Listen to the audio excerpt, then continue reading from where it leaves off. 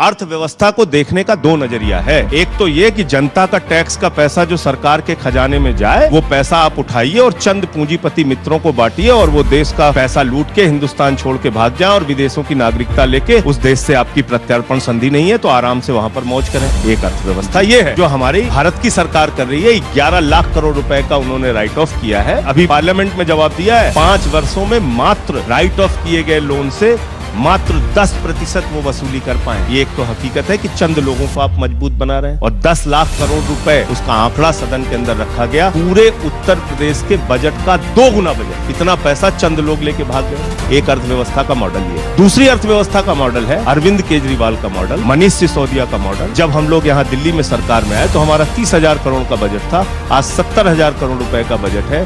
हमने अपना बजट भी बढ़ाया, बिजली फ्री दी, पानी फ्री दिया, शिक्षा फ्री दी, स्वास्थ्य फ्री दिया, बुजुर्गों को तीर्थ यात्रा कराई, माताओं बहनों के लिए बस की यात्रा फ्री की।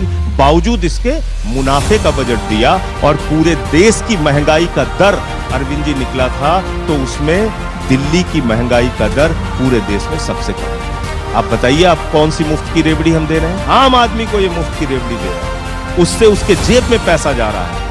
जो पैसा जेब में जा रहा है वो बाजार की अर्थव्यवस्था में उसको खर्च कर रहा है। वो मनी ब्लॉक नहीं हो रही है, वो मनी काला धन के रूप में चंद लोगों के पास नहीं है, वो मनी स्विट्जरलैंड की बैंक में नहीं जमा है, वो आम आदमी के जेब में पहुंचती है राहत के तौर पे और वो बाजार की अर्थव्यवस्था में उसको खर्च करता है। ये अरविंद केजरीवाल की इकोनॉमिक्स है। आप मुझे बताइए एक व्यक्ति जो इस देश के सबसे शक्तिशाली अमीर हैं और दुनिया के दूसरे नंबर के अमीर हैं, उनकी 2014 के पहले कितनी संपत्ति थी मालूम है? 37,000 करोड़।